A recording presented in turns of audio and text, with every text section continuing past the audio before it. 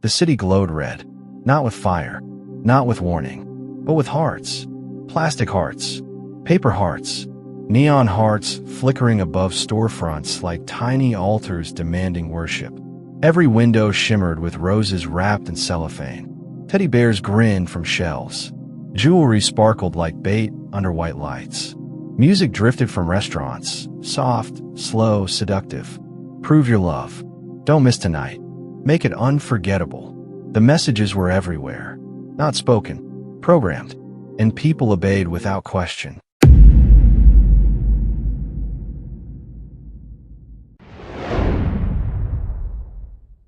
Men rushed through the streets, carrying bouquets like emergency supplies. Women refreshed their phones, waiting for texts that would determine their worth for the day. Laughter, pressure, comparison. Somewhere beneath it all, fear. Fear of being alone. Fear of not being chosen. Fear of not being enough. And yet everyone called it love. High above the noise, in a small apartment over a crowded marketplace, Daniel sat alone at a wooden desk. The only light in the room came from a single lamp and the soft glow of an open Bible. His phone buzzed again, then again, then again. Group chats exploding. Pictures already posted. Friends showing off reservations. Gifts. Expensive surprises. Bro, what did you buy her? You better not fumble tonight, faced with tears of joy. Girls expect big things on Valentine's. He turned the phone face down. The silence that followed felt heavy, almost sacred. He exhaled slowly. Why does this feel wrong, God? He whispered. He wasn't against love. He wasn't bitter. He wasn't lonely. But something about tonight felt forced. Like the entire world was acting in a play no one remembered auditioning for. He looked down at the word. His finger traced a verse he had underlined years ago. Let us not love in word or talk, but in deed and in truth. 1 John 3 verse 18. Truth. The word lingered. If love must be true, then what was all of this outside? Because it didn't feel true. It felt loud, expensive, competitive, performative. He could almost hear the unspoken rule of the night. If you don't spend enough, you don't love enough. Since when did love have a price tag? His mind drifted backward. Childhood. His father. A man who never bought roses. Never planned fancy dates. Never posted grand gestures. But every morning before sunrise, that man left the house with cracked hands and tired eyes to work construction. I came home exhausted. Still fixed broken chairs. Still prayed over his children. Still said, I love you, with quiet certainty. No one clapped for that kind of love. No one photographed it. But it was real. It cost something. Daniel swallowed. That kind of love didn't trend on social media. Yet Scripture said, love is patient and kind. It does not envy or boast. It is not proud. It is not self-seeking. 1 Corinthians 13 verses 4-5. Not boasting. Not showing off. Not self-seeking. So why did tonight feel like the exact opposite? Outside, someone shouted with excitement. A car horn blared. Music thumped louder. He walked to the window. Below, couples posed for photos under glowing decorations. Some laughed too hard. Some argued quietly. Some stared at their phones instead of each other. And suddenly he saw it. Not joy. Pressure. Like everyone was afraid of failing a test. No one explained. His phone lit up again. Maya. His chest tightened. He liked her. I really liked her. She was kind, thoughtful, faithful at church. But lately, even though she had changed, her message read, Don't forget tonight is important. Red heart. My friend's boyfriends already surprised them. Don't make me the only one without something special. He stared at it. Not excitement. Expectation. Not love. Comparison. And beneath it, fear. If he didn't perform, would he disappoint her? Would she think he didn't care? Would she leave? The questions crawled into his mind like smoke. Then another verse surfaced from memory, like a lifeline. Do not be conformed to this world, but be transformed by the renewal of your mind. Romans 12 verse 2. Conformed, shaped, pressed into a mold. He looked outside again. The entire city looked molded. Same gifts, same poses, same script. Buy flowers, post picture, prove love, repeat next year. No one is asking why. No one is asking where this came from. No one asks what God actually says about love. And suddenly a deeper question rose in him. Not what should I buy, but where did Valentine's Day even come from? He realized something unsettling. He had celebrated it his whole life, without ever questioning it, just like everyone else. Because culture said so, because tradition said so, because everyone else did. But Scripture warned, little children, keep yourselves from idols. 1 John 5 verse 21. Idols didn't always look like statues. Sometimes they looked like traditions no one dared challenge. Things we obey without thinking. Things we sacrifice for. Money, peace, conviction, truth. His heart pounded. What if tonight wasn't harmless? What if something deeper was hiding underneath? Something older than roses and candy. Something that had nothing to do with Christ. The thought unsettled him. His room suddenly felt too small, too quiet. He grabbed his jacket. Not to shop, not to buy anything, but to walk, to think, to pray. Cold air hit his face as he stepped outside. The city roared around him. Laughter, music, flashing red lights.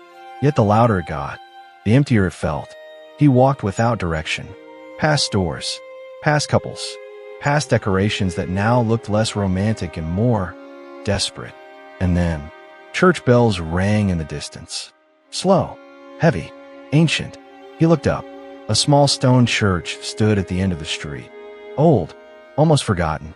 Lights were on inside. Strange for this late. He hesitated.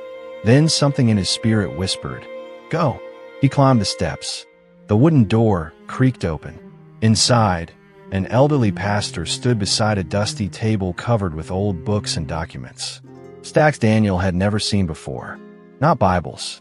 History. Records. Letters.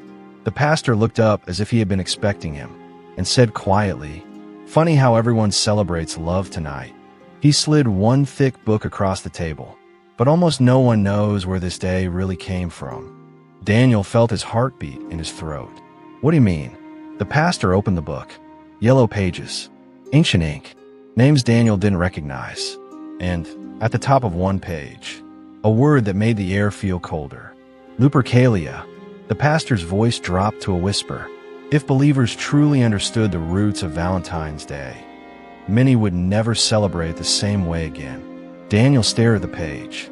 Outside, fireworks exploded red across the sky. Inside, truth waited in the shadows. And he realized, tonight wasn't just about a date. It wasn't just about flowers. It was about a choice. Follow the crowd, or follow Christ. But he hadn't yet seen how deep the deception went, and what the pastor was about to show him would change everything.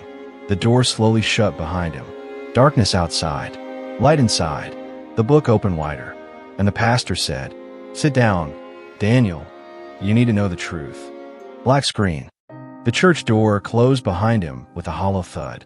The noise of the city vanished instantly.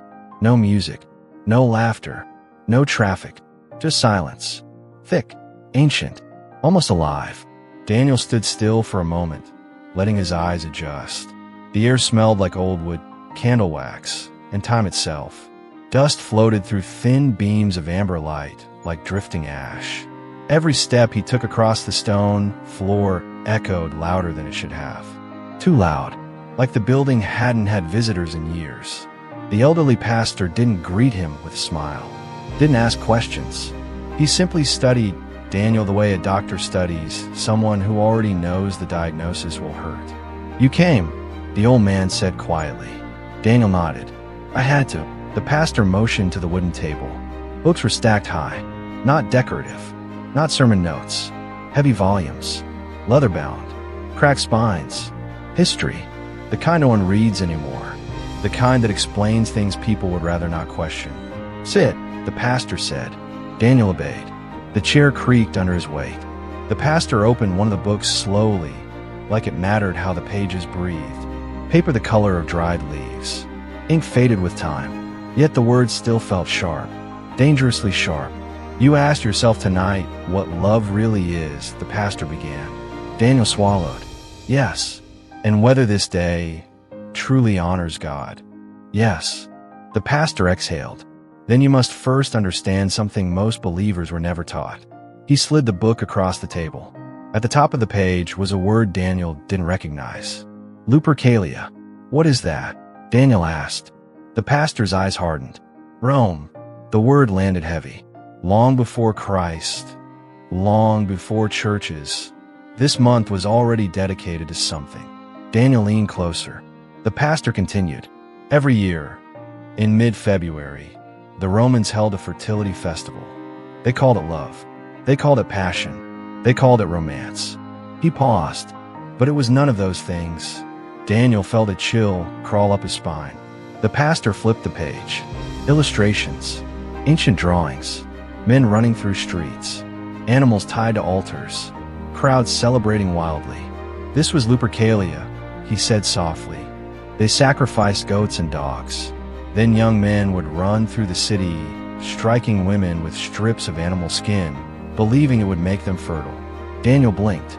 That's not love. No, the pastor said. It was lust disguised as religion. The candle flickered. Shadows stretched like claws across the walls. And it gets worse. Daniel's hands tightened. The pastor pointed at another line. They placed young women's names in jars. Men would draw names randomly. Pairings lasted the festival, sometimes longer. Daniel's stomach turned. So, people were assigned to each other. Yes. Like objects. Yes. And they called that love. The pastor met his eyes. Human history has always confused desire with love. Silence filled the room. Heavy. Suffocating. Daniel thought about the restaurants tonight. The pressure. The expectations. The performance. And suddenly it didn't feel modern anymore. It felt ancient. Like the same spirit. Just wearing different clothes. But what does that have to do with Valentine's Day? Daniel asked. The pastor leaned back slowly. This is where the deception begins. He closed the history book. Opened another. This one is thinner. Church records. Centuries later, he said, Christians tried to stop those pagan rituals. So they replaced the festival with the name of a martyr. Valentine. Yes. A priest who refused to deny Christ. A man who performed secret marriages when Rome forbade them. A man who died for faithfulness. Daniel nodded. That sounds good. Holy even. It was. The pastor's voice lowered. But the culture didn't change. Daniel frowned. What do you mean? They kept the same season. The same emotions. The same obsession with romance. They simply stamped a Christian name over a pagan heart. The words hit like thunder. Stamped a Christian name over a pagan heart. Daniel's chest tightened. So the world didn't transform, he whispered. It was rebranded. The single word hung in the air like a verdict. Rebranded. The pastor opened the Bible this time. His voice grew firmer. Scripture warns us about this. He read slowly. For all that is in the world, the desires of the flesh and the desires of the eyes and pride of life, is not from the Father but from the world. 1 John 2 verse 16. The words pierced. Desires of the flesh. Desires of the eyes. Pride. Daniel pictured the stores again. The ads. The posts. Show them what he bought you. Couple goals. Perfect love. It wasn't about sacrifice. It was about display. Not humility, but pride. The pastor continued. The world celebrates love by taking. God defines love by giving. He turned pages again. Then read. Greater love has no one than this, that someone laid down his life for his friends. John 15 verse 13. Daniel's eyes burned. That was completely opposite. One demanded gifts. The other demanded sacrifice. One said to impress me. The other said die for them. How had he never noticed? How do we miss this? Daniel asked. The pastor gave a sad smile. Because culture is loud, and truth is quiet. Outside, a car sped past. Music thumped faintly through the walls. The contrast felt violent. So what should believers do? Daniel asked. The pastor didn't answer immediately. Instead, he asked, what happens when you see an idol for what it is? Daniel whispered, you stop bowing to it. The pastor nodded. Exactly. Silence again. Then, Daniel's phone vibrated. Loud in the quiet church. Too loud. He checked it. His heart dropped. 7 missed calls. 12 messages. All from Maya. The last one read, everyone's asking where you are. This is embarrassing. Are you even coming? His chest tightened. reality crashed back in. Truth wasn't theoretical anymore. It was personal. If he chose differently tonight, he might lose her. The pastor watched his face change. "Someone important?" he asked. Daniel nodded slowly. "She expects something." The pastor studied him carefully. "Then tonight you must decide which voice you follow." "What if I lose her?" Daniel asked. The pastor's reply came like a whisper and a thunderclap at the same time. Truth always costs something. The words echoed in the empty church. Truth always costs something.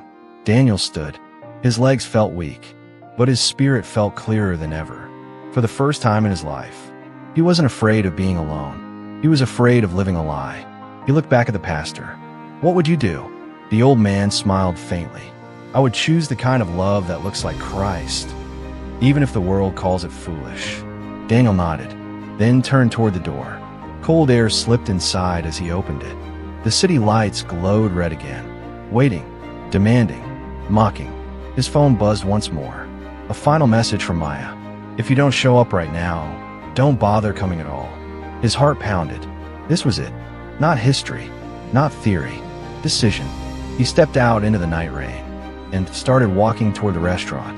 Not with flowers, not with gifts, but with truth. And he had no idea whether truth would set him free or break his heart. Lightning flashed across the sky. Thunder rolled.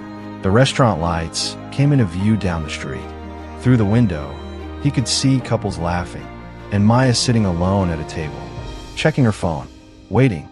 Rain fell harder now. Not gentle, not romantic.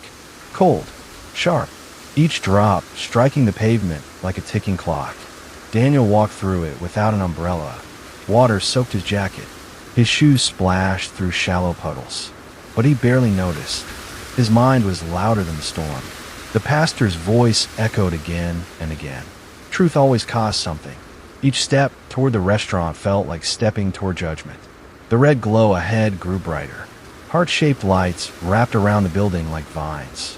Through the fogged windows, he could see silhouettes of couples laughing. Candles, wine glasses, roses on every table. It looked beautiful, too beautiful, like a movie set, like something staged. His reflection stared back at him in the glass door.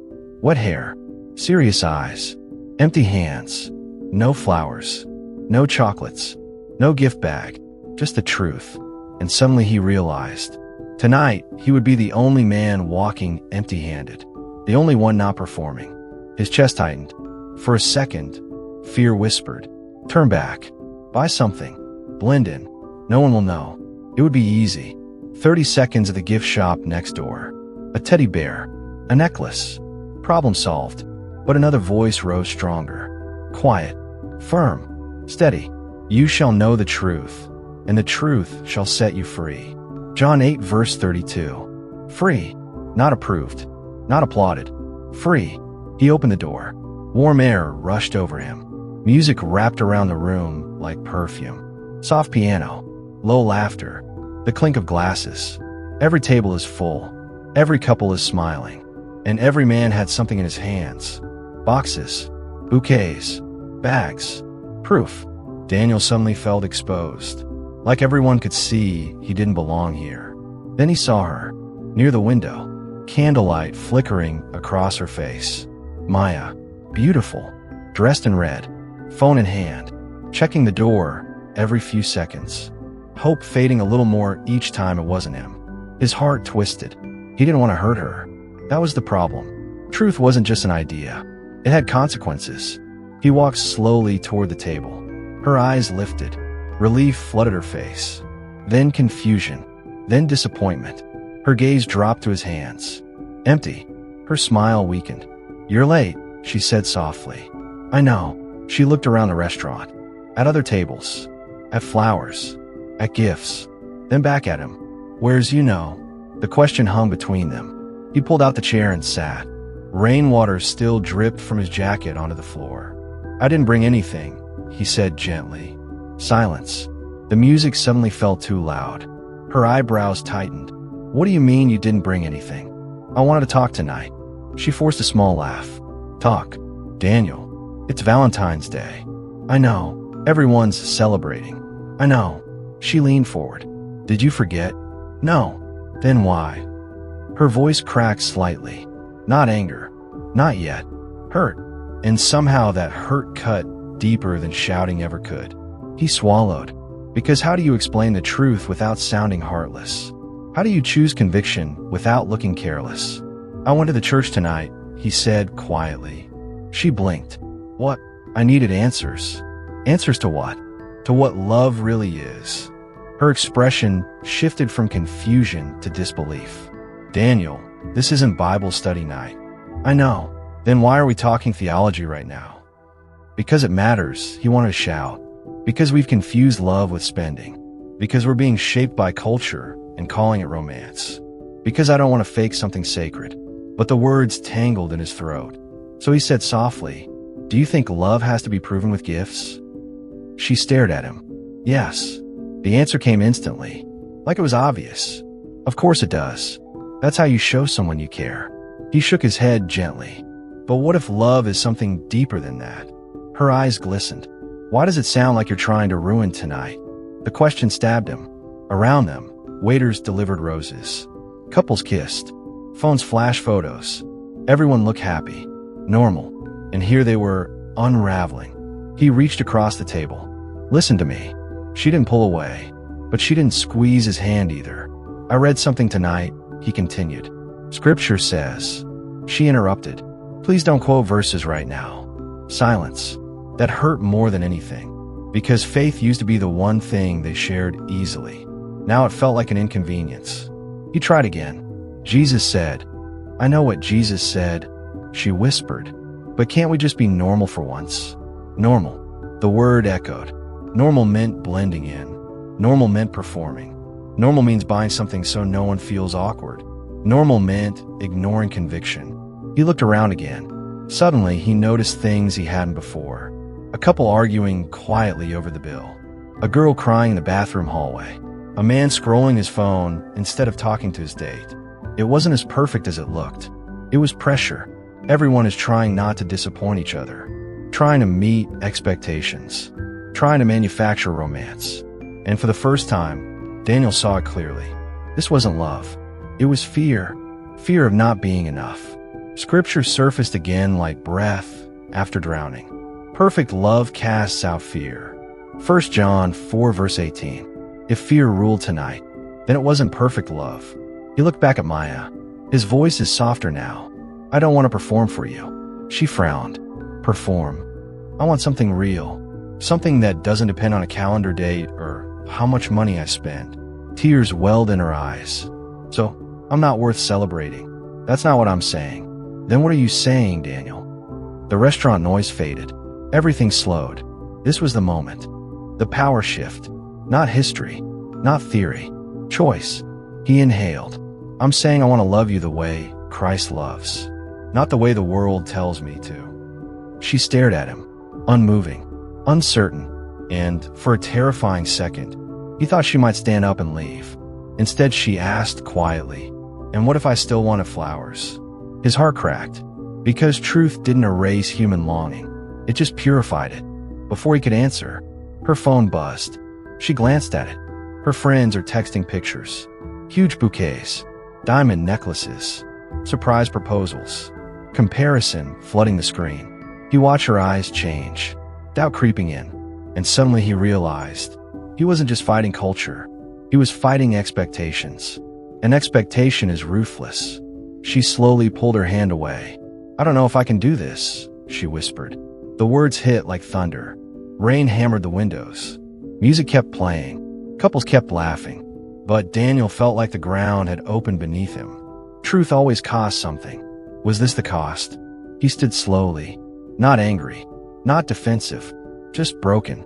If you walk away tonight, he said softly, I'll still choose the truth. Because love without truth isn't love at all. Tears slid down her cheek. And for a long moment, neither of them moved. Then, the restaurant lights flickered. Once. Twice. Thunder roared overhead. The power cut out. Darkness swallowed the room. Gasps everywhere. Phones lighting up like stars. Emergency lights glowing red. And in that sudden darkness, Daniel heard something strange. Not outside. Inside. A whisper in his spirit. Clear. Unmistakable. This is not the end of the story. Lightning flashed through the windows. For a split second, he saw Maya's silhouette across from him. Still there. Still deciding. Still torn. Just like him. And he realized, tonight wasn't about losing her. It was about whether their love could survive the truth. The lights hadn't come back yet. The storm only grew louder. And somewhere in that darkness, a decision was forming. One that would change both their lives forever. Darkness. Not soft. Not gentle. Total. The music died mid-note. The candles went out like frightened stars. The laughter vanished. For a moment, the entire restaurant forgot how to breathe. Then, gasps. Chair scraping. Someone nervous was laughing. Phones lighting up one by one. Cold white screens glowing in trembling hands. Daniel didn't move. Across the table, Maya's silhouette is barely visible. Just an outline. A shadow. And somehow, without the lights, without the decorations, without the roses and glitter and noise, everything looked different. Simpler. Honest. The illusion had collapsed. No more soft filters. No more staged romance. Just two people sitting in the dark. And the truth between them. Thunder cracked overhead. The windows rattled. Rain slammed the glass like thrown pebbles. Emergency lights flickered on. Dim red strips along the floor. The entire room looked like a warning sign. Red. Not romantic anymore. Dangerous. Raw. People started complaining. Seriously? Tonight of all nights. My proposal. The kitchen shut down. The power company better fix this. Daniel noticed something strange.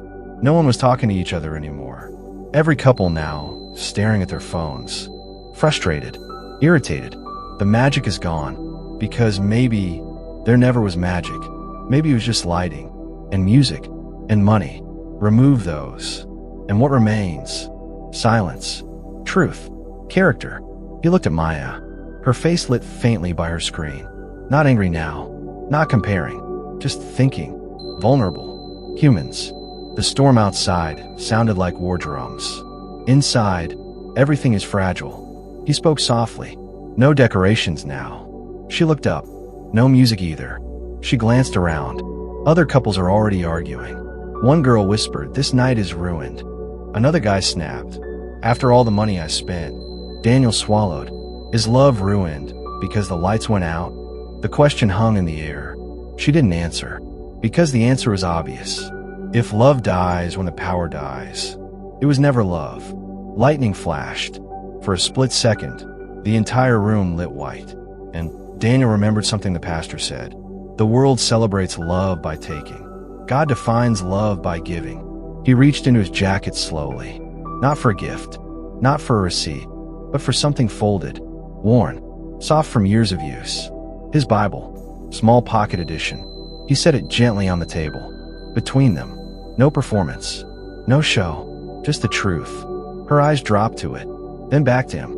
"You really went to church instead of buying me something," she said quietly. It wasn't an accusation this time. It was a realization.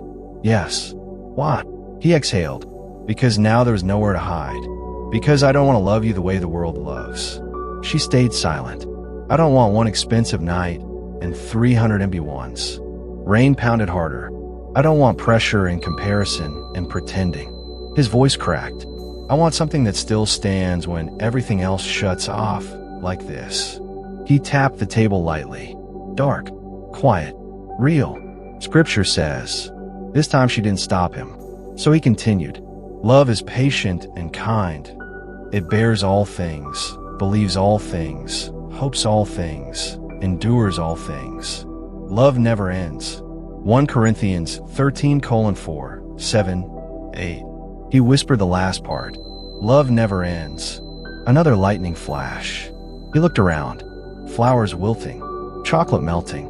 Reservations wasted. Money spent. All fading. All temporary. But patience, kindness, faithfulness. Those didn't need electricity. They didn't need a calendar. They didn't need applause. They just were. Her eyes filled. You really believe this, don't you? With everything. And if I walked away? His throat tightened. then I'd still believe it. The honesty hurts to say, but it was clean, uncomplicated, free. For a long time, she said nothing. Just listened to the storm. I watched the room, watched couples fighting because the perfect night had cracked. Then she did something unexpected. She slowly pushed her phone away, face down, like he had done hours ago. The small gesture felt louder than thunder. I think, she whispered, I forgot what love actually was. He didn't speak, didn't rush. Truth didn't need pressure. I got caught comparing, she continued. Comparing gifts, comparing posts, comparing everyone else's story. Tears slid down. I didn't even realize I was measuring you. Daniel felt something inside him break, then heal. Because comparison kills love faster than hate ever could. She looked at him, not at his hands, not at the table, at him. I don't want to be fake either, she said softly. The words felt like sunrise. Hope, but fragile, very fragile. Then let's build something real, he whispered. No show, no show, no pressure, no pressure, just us and God. He nodded. Just then, the power surged back. Lights exploded on. Music resumed mid-song. The illusion rebuilt itself instantly. Waiters clapped. People cheered. Finally, everything looked magical again. Perfect again. Romantic again. Like nothing had happened. But Daniel knew better. Because he had seen the darkness. And once you see behind a curtain, you can't unsee it. Maya looked around at the decorations, then back at him, and smiled differently this time. Not impressed, not expecting, just peaceful, real. They didn't order gifts, didn't take photos, didn't post anything. They just talked, and for the first time all night, it felt like love. Simple, quiet, unforced. Later, they stepped outside. The storm had passed, clouds drifting apart, moonlight breaking through. The streets are still red, still loud, still selling. The world hadn't changed, but they had. And as they walked together down the sidewalk, Daniel realized something powerful. Valentine's Day itself wasn't the enemy. The lie was. The lie that love must be bought. The lie that worth must be proven. The lie that romance needs an audience. But Scripture had already defined love long ago. Patient, kind, sacrificial, truthful. Christ on a cross, not a price tag on a gift. He stopped walking. I looked up at the night sky and whispered, "Thank you for showing me what love really is." But just as peace settled in, church bells rang again in the distance. Slow, heavy, intentional. Daniel turned. The old church stood down the street. Lights still on. The door opened, and the pastor standing outside, watching, waiting, like there was still more to say, more to uncover, more truths buried deeper than one holiday. Because if the world had twisted love, what else had it twisted? Faith, worship, truth itself? The pastor raised one hand slightly, not waving, calling. Daniel felt it instantly. This wasn't finished, not even close. He looked at Maya. She saw it too, and somehow she nodded, like she understood. Their journey had just begun. The bells rang again, echoing through the night. The night had finally quieted, but it wasn't peaceful. It was stillness. Rain dripped from the eaves of the buildings, the streets glistening like black glass. The red city lights reflected in puddles, flickering as if the world itself was trying to remind them of all it had lost or stolen. Daniel and Maya walked side by side, silent at first, letting their footsteps echo against the empty street. Every splash felt deliberate, every heartbeat loud. "You know," Maya finally said, her voice soft and trembling, "I keep thinking about tonight, about the blackout, about us." Daniel glanced at her. Her hair clung to her wet face, and her eyes reflected the storm's last flash of lightning. Vulnerable, humans, fragile, yet brave. "I do too," he said quietly. "It made me see the world differently, and myself." Maya hesitated. "Do you think? Will anyone else see it?" Daniel shook his head. "No, most people will never notice. Most people are too busy performing. They chase what the world sells them. Gifts, attention, likes, approval. They call it love, but it isn't." A distant car horn honked. A neon sign buzzed. The world was still loud, still demanding, still selling illusions. Daniel took a deep breath. And that's the point. We can't follow it anymore. We can't pretend it's real. She stopped walking and looked up at him. Rainwater traced lines down her cheeks. Even if it means standing out. Yes, he said firmly. Even if we look foolish. Even if the world mocks us. Even if we lose people we care about. Truth doesn't need applause. Maya nodded slowly, understanding finally settling in. Then we can't go back to pretending. No, Daniel whispered. We have to move forward, even if the path is hard. They approached the old church again, its doors wide open, the warm amber light spilling like a promise. Inside, the pastor waited, not judging, but observing. You're back, the pastor said quietly, and you've seen the world for what it is. Daniel nodded. I've seen the lies. I've seen fear. I've seen how easily love can be twisted into performance. And the pastor asked, leaning heavily on his cane. Daniel's gaze sharpened. And I've chosen differently. I choose the truth. I choose love that reflects God, not culture. Maya stepped closer to Daniel. And I choose the same, even if it's difficult. The pastor smiled faintly. Then you are beginning to understand. The world will continue to sell lies, but God's kingdom offers another way. One that requires sacrifice, patience, and courage. Daniel exhaled slowly. I understand now. Love is more than gifts. It's more than dates or ceremonies. It's a sacrifice. It's faithfulness. It's enduring even when no one notices. The pastor nodded. Exactly. Scripture says, do not be conformed to this world, but be transformed by the renewal of your mind, that by testing you may discern what is the will of God, what is good and acceptable and perfect. Romans 12 verse 2. Maya reached over, holding Daniel's hand. No words were needed. The gesture itself was a covenant, quiet but firm. Yet, the pastor continued, this is only the beginning. Culture does not yield easily. It will test your commitment, your faith, your love. And sometimes the lies are subtle, so subtle you may not recognize them until they've taken hold. Daniel's eyes darkened. Like tonight. The pressure, the comparison, the expectation. Yes, the pastor said, you have experienced the first wave, but deeper currents await. The world may disguise itself even as holiness, and you must discern. Maya squeezed Daniel's hand. Then we face it together. Daniel nodded. Together. The pastor's gaze turned inward, almost seeing something unseen. Be warned. There are forces in the world, subtle, pervasive, that seek to twist what God made pure. Not just love, but faith, worship, truth.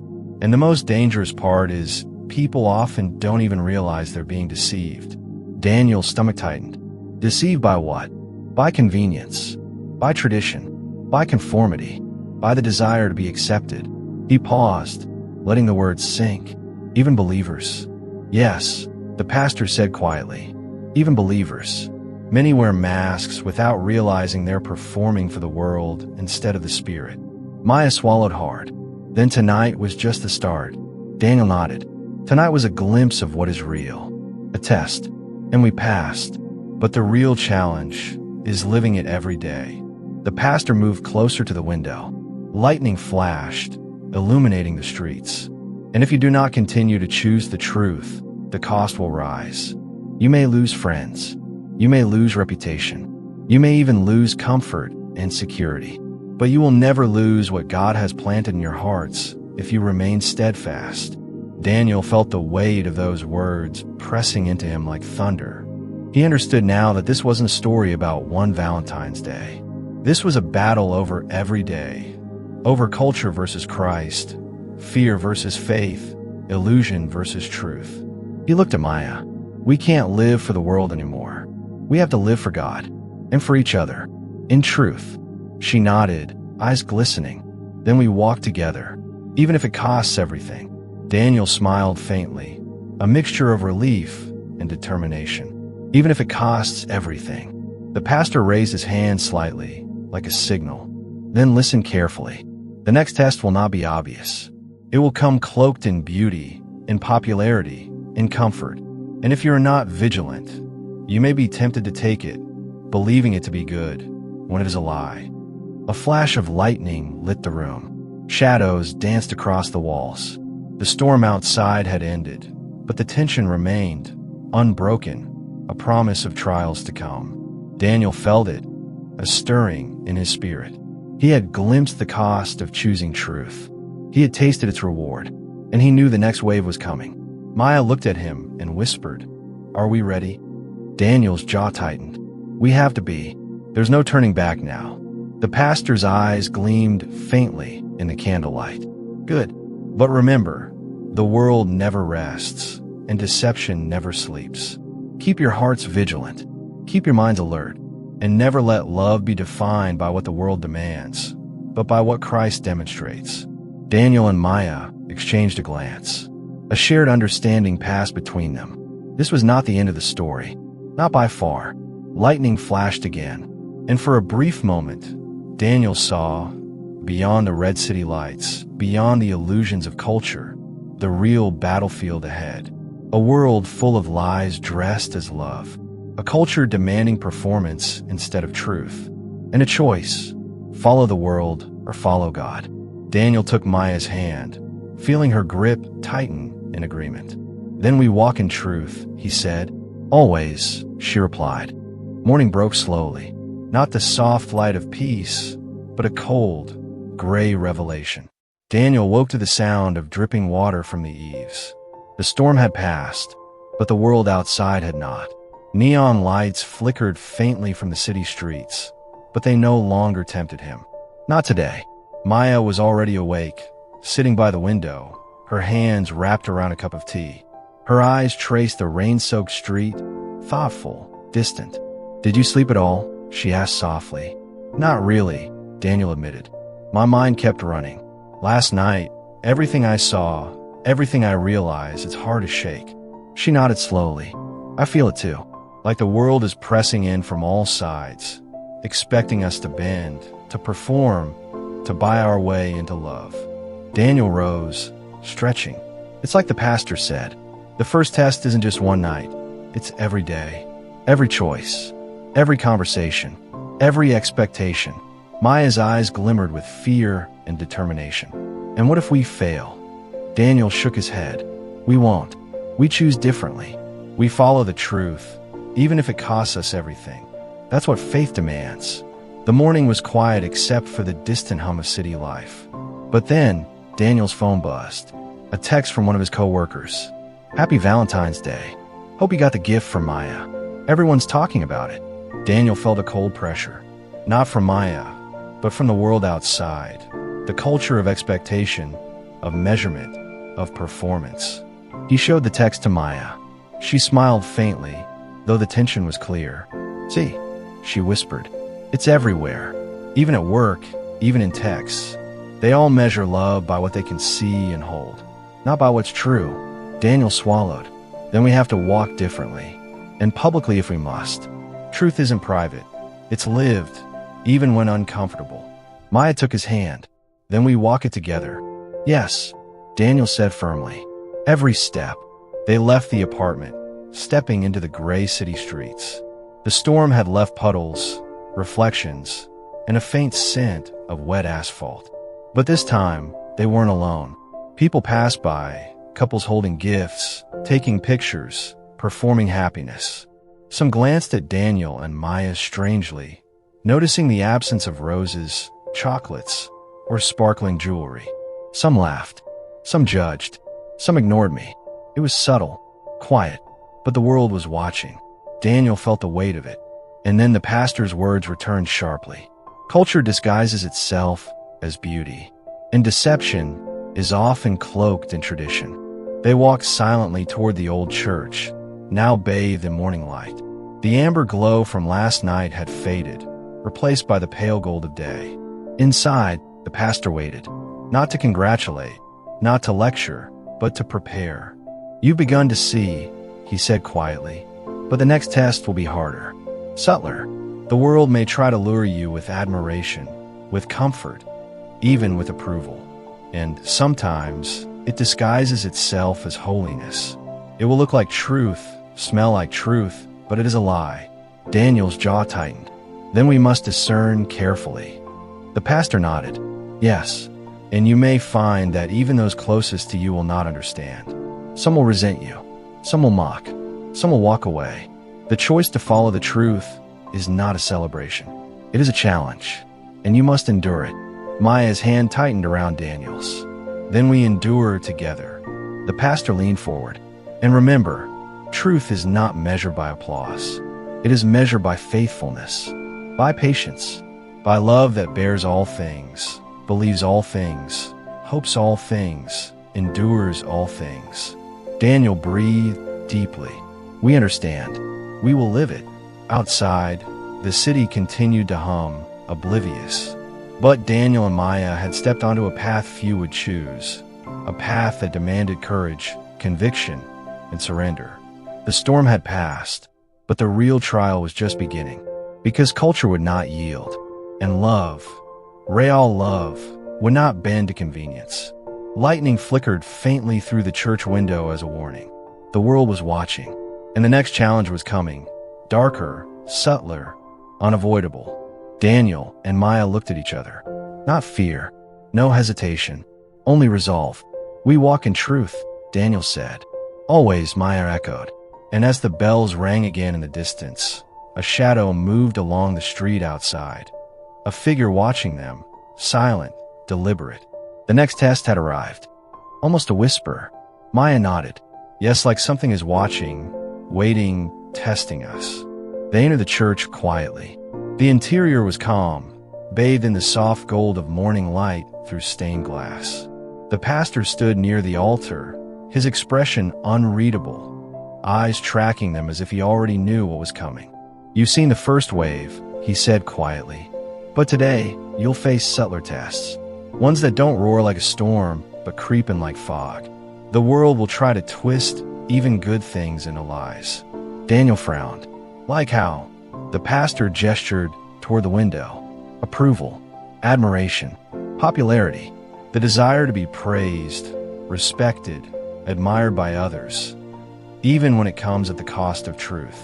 Many fall there before they realize it. Maya shifted uneasily. Even people who seem good, especially them, the pastor said. Deception wears many faces. Sometimes even the kindest, most faithful people can unknowingly carry the lies of culture into the church. And the most dangerous deception is subtle, dressed as wisdom or tradition. Daniel swallowed hard. So we have to discern carefully. Yes, the pastor replied. Your hearts will be tempted, your mind will be pulled, and the world will reward compromise with applause. A sudden gust rattled the windows. The air felt charged, alive, almost breathing. Outside, the city seemed oblivious, but Daniel felt the weight. We're ready, he said, squeezing Maya's hand. We choose truth, even if we are mocked, even if we lose everything. The pastor studied them silently. Faith is not proven in comfort. It is forged in resistance. And resistance will come in forms you cannot yet imagine. Maya glanced toward the altar. Resistance like what happened last night. Yes, the pastor said, his voice grave, but harder, more personal. And the world doesn't fight openly. It whispers. It seduces. It disguises its lies as love, as generosity, as culture. And if you are not vigilant, you may take it for granted. Daniel's eyes darkened with understanding. So the storm isn't just outside. It's inside too. The pastor nodded. Exactly. The greatest battles are often invisible, within the heart and mind. Culture will try to convince you that the performance of love is love itself. That buying approval is righteousness. That applause equals faithfulness. Maya's grip tightened around his hand. Then we have to remind ourselves, every day, what real love is. Daniel whispered, patient, kind, enduring, sacrificial, true. The pastor's gaze shifted toward the church doors. You will be tested, not just by strangers or the world outside, but by those you trust, and by what you most desire in your hearts. Keep your eyes on God. Keep your hearts aligned with the truth. Daniel felt a chill. The pastor's words were more than advice. They were prophecies. Suddenly, A noise from the entrance. A soft shuffle of shoes on wet stone. Daniel turned sharply. Through the open doors, a figure emerged from the misty morning light. Not a stranger, but someone familiar. A colleague. Someone admired me. Someone who knew Daniel and Maya. Someone they respected. The figure smiled warmly, extending a hand. "Morning. I want to check in. I heard about last night, impressive stand. But, maybe you're taking this too far. Sometimes a little compromise, a little flexibility is okay. Don't you think so?" Daniel froze.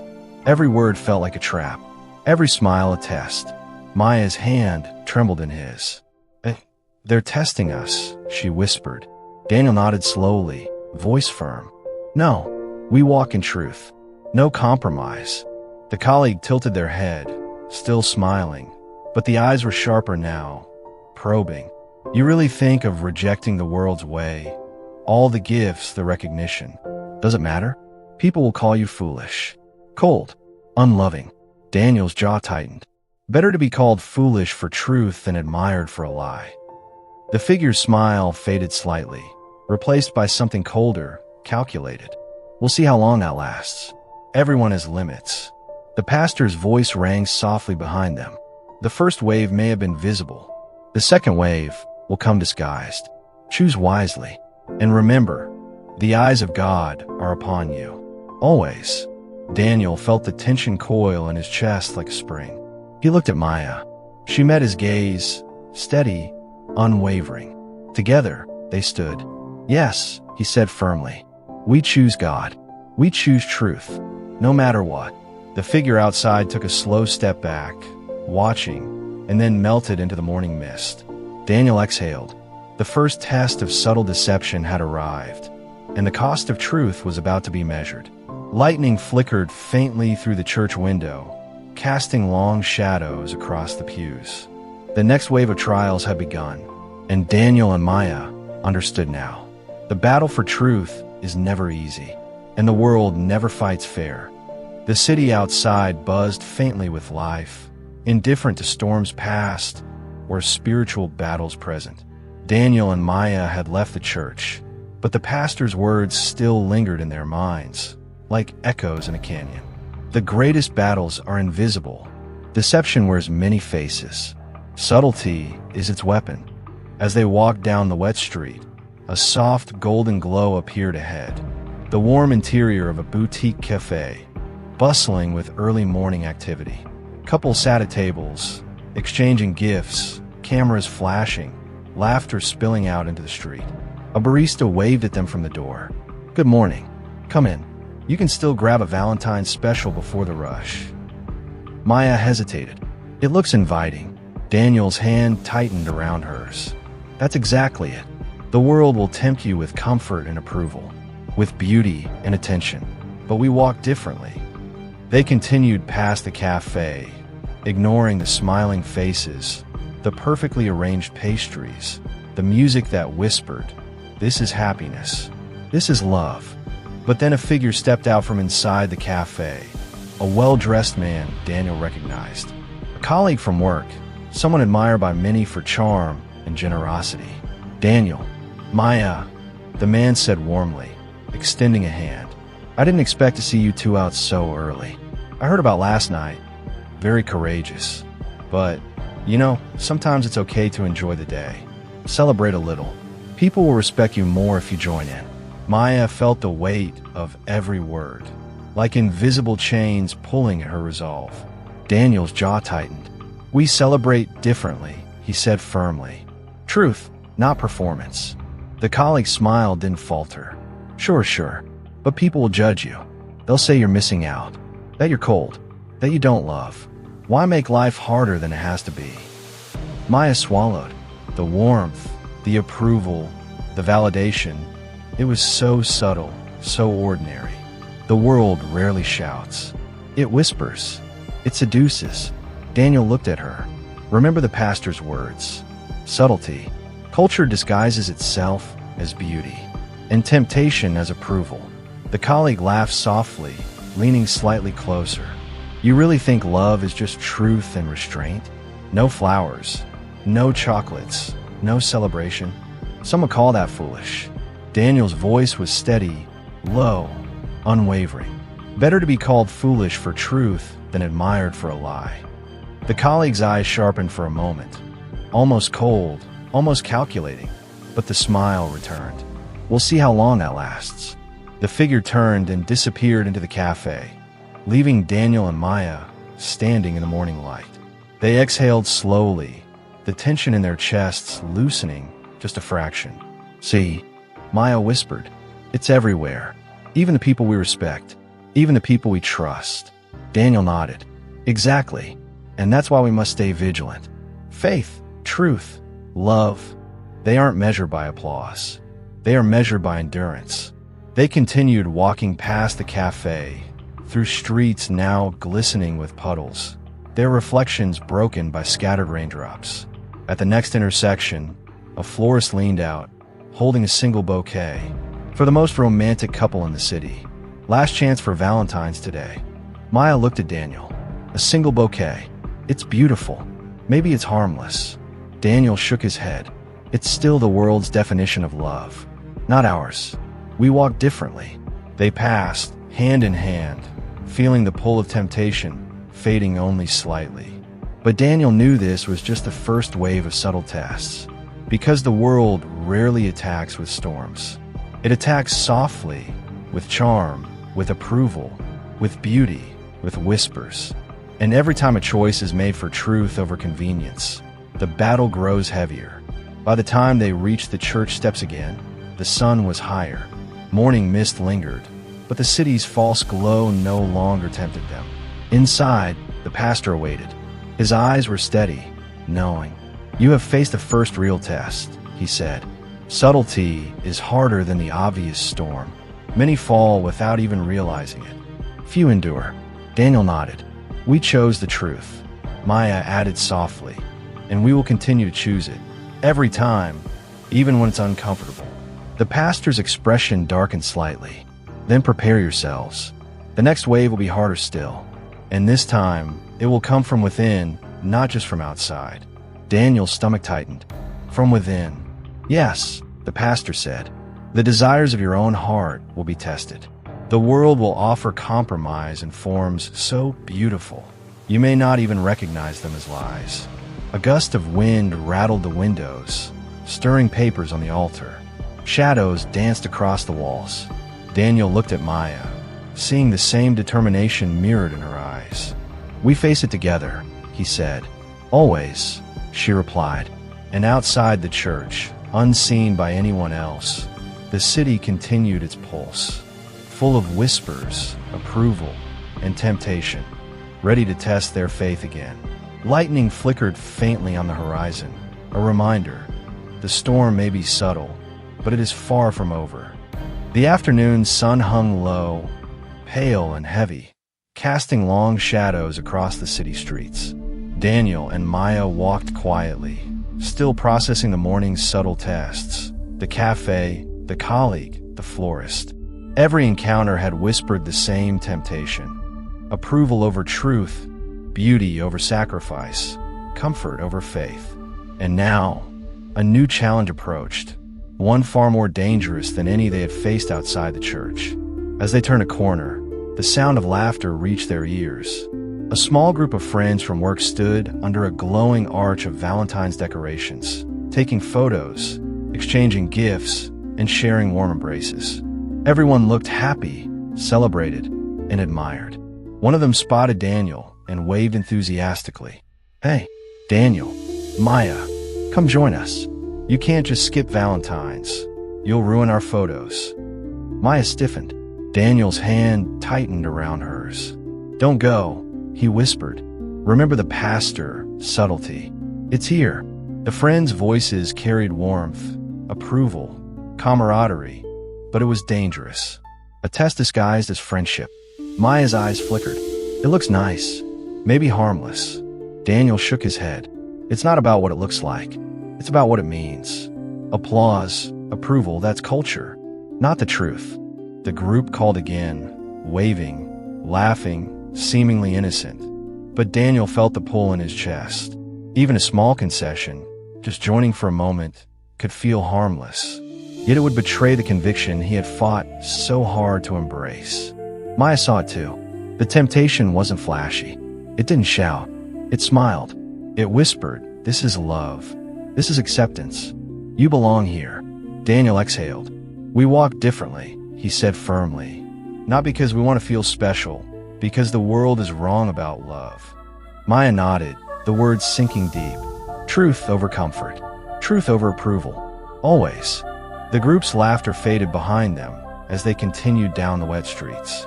Yet Daniel felt the pull in a new way. From within, they passed a small bakery, golden lights spilling across the sidewalk. Inside, a tray of heart-shaped pastries waited, each perfectly decorated, the aroma intoxicating. Maya's stomach tightened. "It smells so good," she whispered. Daniel clenched his jaw. And that's exactly it. Temptation is never just outside. It comes dressed in beauty, comfort, desire. Our hearts will always be the battlefield. As they continued walking, the city seemed to blur around them. Neon signs, glittering decorations, cheerful faces, it all pressed on them like a weight. By the time they reached the church again, the light was fading, turning golden streets to shadows. The pastor awaited, leaning on his cane, eyes sharp. "You face the first external temptations today," he said quietly, "and the first internal ones. Temptation is never obvious. It arrives disguised as beauty, approval, even joy. Many will stumble, thinking it harmless. But your hearts, your motivations, are the real test." Daniel nodded. "We resisted," Maya added, "even when it felt almost normal, almost right. We chose the truth." The pastor's eyes softened slightly. "Good. But remember, this is only the beginning. The next test will be harder. The world doesn't just tempt with smiles or gifts. It tempts through desire, ambition, and even love. You must discern carefully and guard your hearts." A flicker of sunlight caught on the stained glass, casting red and gold shadows across the pews. Daniel and Maya exchanged a glance. Their hands tightened together. They had resisted, but they knew the next wave would strike deeper. Not just outside, but inside their hearts. The storm of subtle temptation was far from over, and the world would try again in ways they could not yet imagine. Evening fell like a heavy curtain over the city, painting streets in deep amber and shadow. Daniel and Maya had returned to the church after a long day of subtle tests. The cafe, the friends, the bakery. Every step outside had reminded them that culture is a patient predator, whispering approval, applause, comfort, and calling it love. Inside, the church was quiet. The amber glow of candles flickered across the pews. Outside, the city lights blurred like distant stars. The pastor was waiting. He did not speak immediately, his gaze heavy, as though measuring the weight of the day and the strength of their hearts. "You have faced external temptations," he finally said, voice low but steady. "You have resisted subtle pressures from others. That is commendable." Daniel and Maya exchanged glances, relief briefly softening their tension. "But," the pastor continued, "there is another test, one far more personal, one that will come from within, and it will not announce itself with storms or words. It will arrive disguised as your own desire, your own longing, your own comfort." Daniel's stomach tightened. "From within us." "Yes," the pastor said. "The heart can be a greater enemy than the world. Many stumble not because the world tempts them, but because their own hearts yearn for what seems right, but is not truth." Maya's hand squeezed his. "Then we must guard our hearts, together." The pastor nodded. "Yes, and you will soon see why. Tonight, a decision will be presented to you. Seemingly small, almost innocent, but its weight will be immense. Choose unwisely, and you betray truth. Choose rightly, and you strengthen your faith, but not without cost."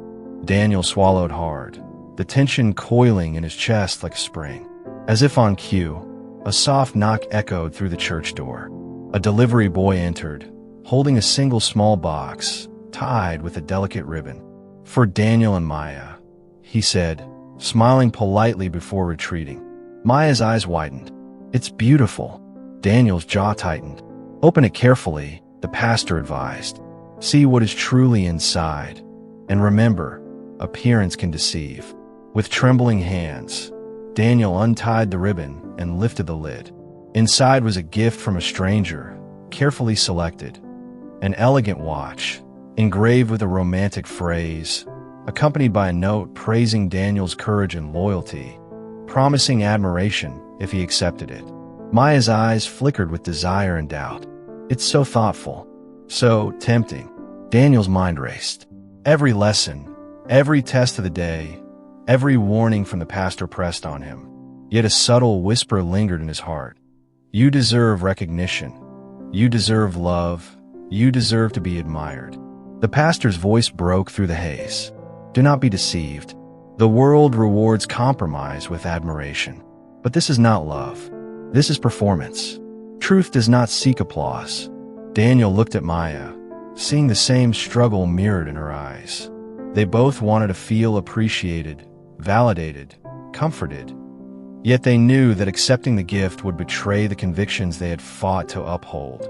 Maya whispered, "We choose truth. Together." Daniel nodded, exhaling slowly. Even if it costs us pride, even if it feels like loss, we choose God's definition of love. They set the gift aside, untouched. The pastor's eyes softened, then sharpened again. Good. But remember, the first personal temptation is only the beginning. Tomorrow, the heart will be tested again, in ways more subtle, more intimate, and more persuasive. You must remain vigilant, or the world's whispers will grow louder than your faith. A flicker of candlelight danced across the church walls, casting long shadows that seemed to stretch toward them. Daniel and Maya held hands, knowing that the road ahead would demand more courage, more discernment, and more faith than they had ever needed before. And outside, the city waited, patient, cunning, relentless, ready to test the hearts of those who dared to walk in truth. Night had fallen over the city like a heavy cloak, muffling the sounds of traffic, laughter, and celebration. The streets glistened under scattered streetlights, and the faint mist curling from the sidewalks carried the scent of rain and asphalt. Daniel and Maya had returned home from the church, each step weighed down by the lessons of the day. The subtle temptations, the whispered approvals, the beauty that masked compromise. Inside their apartment, quiet settled like a living thing. Maya lit a small candle on the table.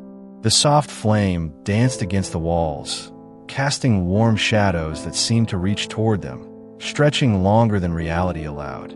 Daniel, Maya whispered, "Do you ever feel like the world isn't outside at all, but inside in our hearts?" Daniel nodded slowly. Every day, every decision, every thought, it's all a battlefield, and the world knows it can't always tempt us with gifts or applause. Sometimes it tempts us with desire, with comfort, with love itself. Maya's eyes flickered with a mix of fear and longing. Even love. Yes, Daniel said quietly, taking her hand. Even what feels most natural. Because the world tells us love is easy. Love is something we can measure. Something we can perform.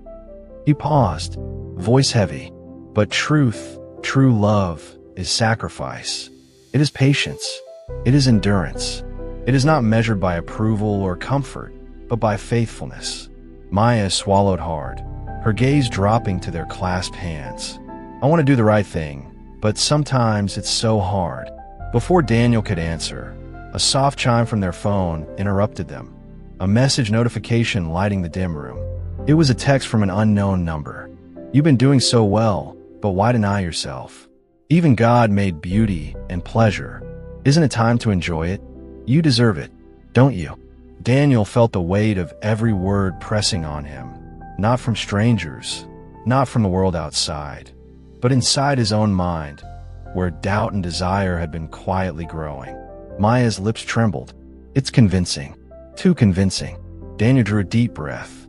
This is the first real personal test. It's not about gifts or applause or approval from others. It's about whether we will choose desire over faith, comfort over sacrifice. Our hearts are the battlefield. He reached for her, holding her hands firmly. We walk differently, Maya.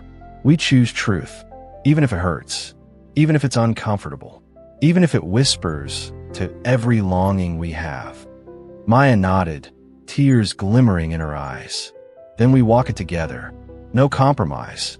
Daniel pressed the candle flame closer to the note, letting it flicker, symbolic, fragile, and temporary. Truth is not temporary, he said. It is eternal, and even when it feels painful, even when the world whispers, it will endure. The phone screen went dark, as if acknowledging their decision. The apartment was silent again, except for the faint tick of the clock and the soft flicker of the candle. Outside, the city pulsed with a quiet, deceptive life. Neon lights glowing, couples laughing, music drifting from bars and cafes. Approval, desire, culture. They all waited, patient and cunning, ready to strike again. Daniel and Maya looked at each other. Not fear, not hesitation, only resolve. We endure, Daniel whispered. Always, Maya replied. And in the shadows outside the window, a faint figure lingered, watching, calculating, knowing that the next test would not be external, but would come from the very desires in their own hearts. The night deepened. The candle flickered. The world waited. And the battle for true love had only begun. The next morning arrived heavy with silence. The city, bathed in pale golden light, seemed calm, but Daniel and Maya knew better. Calm can be a mask for danger, and today, the world would show its cunning again. As they walked toward the church, the streets felt different. Subtle glances followed them. Whispers brushed past their ears like wind. Not overt, not aggressive, but insistent. The world was testing their resolve. From a distance, a man approached, smartly dressed, confident, carrying a small stack of Valentine's cards and gifts. Daniel recognized him immediately, a senior colleague, someone who wielded social approval like a weapon. "Good morning, Daniel." "Maya," the man called, voice sweet and cordial, but sharp beneath the surface. "I heard you skipped the celebration yesterday. Very brave. But you're missing out on connections. People admire courage, yes, but also participation. Don't you want to be liked?" Maya's hand trembled in Daniel's. The words dripped with temptation, approval, admiration, belonging. Subtle, perfectly disguised as concern. Daniel's jaw tightened. "We walk differently," he said firmly. "Approval isn't true." The colleague's smile widened, just enough to unsettle them. "Of course, but consider this. Even small gestures of compromise, just a card, a simple note, won't hurt. You'll still be you, and everyone will think you're kind, generous, loving, admired. People like you when you follow them." Maya felt the pull, the desire to be accepted, to be admired, to avoid conflict. It gnawed at her heart. Daniel's eyes met hers. Remember the pastor. Subtlety. Temptation doesn't always roar. It whispers, and it can appear from those we trust, those we admire. Even a small compromise is still a compromise. The colleague's voice dropped slightly, almost conspiratorial. You could be admired and loved easily. Why refuse? It doesn't make you weak. It makes you wise. Daniel's mind raced. The warmth of approval, the simplicity of compliance, the potential admiration, all of it pressed against the walls of his heart. Maya whispered, "Will we endure? Together?" "Yes," Daniel said.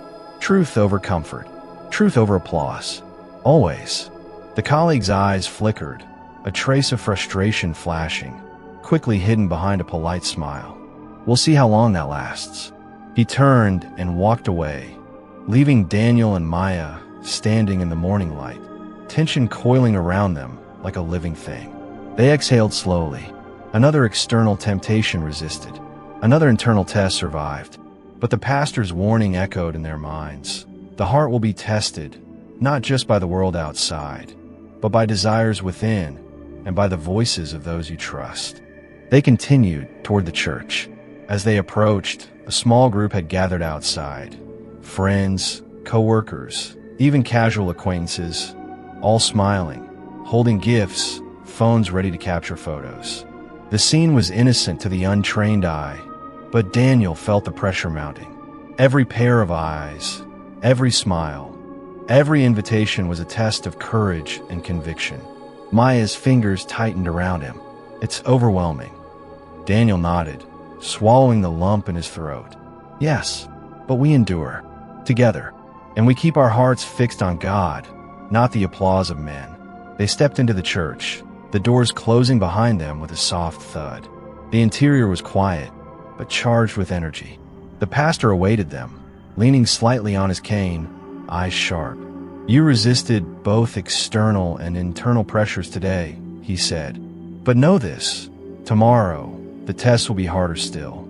The world learns. It adapts. And so must you. Every choice for truth strengthens you, but also draws attention. And attention can become opposition. Daniel's heart pounded. We understand. We must be vigilant. The pastor's gaze softened, then sharpened again. Vigilance alone is not enough. Courage, discernment, and endurance will be required. And soon, you will face a test where the world will try to turn your own hearts against each other. Maya's grip tightened. Together, she whispered. Daniel nodded. Always. Outside, the city pulsed silently, ready to tempt, deceive, and test again. And Daniel and Maya understood. The storm was far from over, and the next wave would strike closer than ever before, not just at their faith, but at their hearts. Evening fell like a shroud over the city. The golden light of day had faded, leaving streets bathed in the soft glow of lamps and neon reflections on wet pavement. The quiet hum of life masked the storm brewing in the hearts of Daniel and Maya. They had walked through temptation after temptation, from subtle admiration to gifts, whispers of approval, and personal desire. And now, the test that would touch their deepest vulnerability had arrived. As they returned home from the church, a soft chime echoed from the mailbox outside their apartment. A single envelope, elegant and weighty, rested inside. Daniel picked it up. There was no return address, only their names, written in delicate script. Maya leaned close. Do you think it's another test? Daniel's jaw tightened. I know it is. The question is, can we face it together? Inside, the envelope contained a handwritten letter and 2 tickets. The letter praised Daniel for his courage and Maya for her loyalty, then invited them to an exclusive event, a gathering of influential people, celebrities, and admired figures, all celebrating love and recognition. Maya's breath caught. It's perfect, beautiful. Everyone would admire us. We'd be envied, respected, appreciated. Daniel's mind raced. The pull of recognition, desire, and belonging tugged at him harder than anything before. Their hearts had been patient, disciplined, and faithful, but this was designed to hit the core of their pride and longing. Maya whispered, almost to herself, even now, it feels tempting, almost right. Daniel took a deep breath. It is not right. It is culture, wrapped in beauty. Approval, not truth. Comfort, not sacrifice. They sat together, hands clasped, their hearts heavy with desire and fear. Memories of all the subtle temptations they had resisted flashed through their minds. The cafe, the colleague, the bakery, the gifts, the whispers in their own hearts. Maya's voice trembled. Do we really have to refuse this? Daniel looked into her eyes. Faith is not measured by comfort. Love is not measured by applause. We endure together, always. With that, they placed the envelope on the table, untouched. The tickets, the praise, the potential admiration, all set aside. A faint gust of wind stirred the curtains, as if the world itself exhaled in protest. Just then, a soft glow appeared from their candle. Daniel and Maya knelt together, silently praying, not for comfort, not for reward, but for discernment, courage, and unity. The city outside pulsed with light, sound, and temptation. Approval, desire, and culture, all waiting, patient, cunning. But Daniel and Maya understood something powerful. True love is sacrifice, not applause. Faith is tested in private, not in public recognition. Endurance and discernment define victory over subtle temptation. Hours passed. The city slept. The envelope remained untouched. The candle flickered, symbolizing their fragile, yet steadfast resolve. By the time dawn broke, the storm of temptation had not ended, but Daniel and Maya had won the first real victory of the heart. Not in applause, not in gifts, not in admiration, but in unwavering choice to walk in truth together. The pastor's words echoed again, clearer than ever. The world may tempt you, admire you, or despise you, but your hearts are the battlefield. Keep them with God. Keep them together, and you will endure. Daniel looked at Maya. We did it. We resisted. Maya smiled, tears glimmering. Together, always. And outside, the city continued to pulse, indifferent, waiting for the next wave. But Daniel and Maya now knew the secret. Faith and love rooted in truth are stronger than every temptation the world can throw. The candle flickered one last time before the morning light spilled in. The battle had been won. The hearts had endured. Thank you so much for taking the time to journey with us through this story. Your attention, your heart, and your willingness to reflect on truth mean more than words can express. Remember, every moment you spend growing in faith and understanding is a seed planted in your life. If this story touched you, inspired you, or challenged you to think deeply, don't keep it to yourself. Share it, like, comment, and join our growing community of truth seekers. And make sure to subscribe to the Word of Eternity channel so you never miss a story that strengthens your faith and encourages your soul. Your time is precious, and your commitment to walking in truth matters. Together, let's continue to uncover wisdom, live boldly in faith, and embrace the eternal Word that guides us every day. Stay faithful, stay strong, and stay inspired.